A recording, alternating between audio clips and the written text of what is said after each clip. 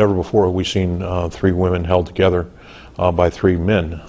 It's not something that we consider to be very unusual circumstances.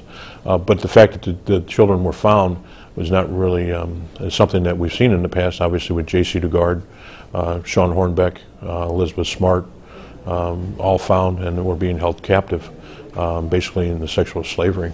So, but again, the circumstances of three men holding them was unusual. The cases we've seen in the past more often involved a husband and wife, in the cases of J.C. DeGard and Elizabeth Smart. The fact that Amanda bravely called for help last night is just amazing.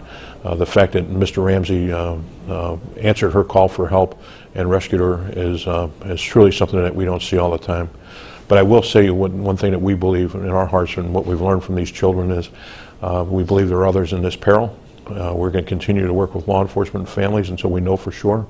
We don't want to give families false hope, but as we tell them, we're not going to give up hope until we know the answers.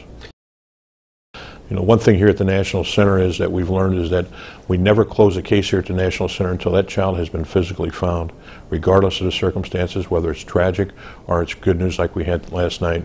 Those families want answers, and we're working night and day to try to get them those answers.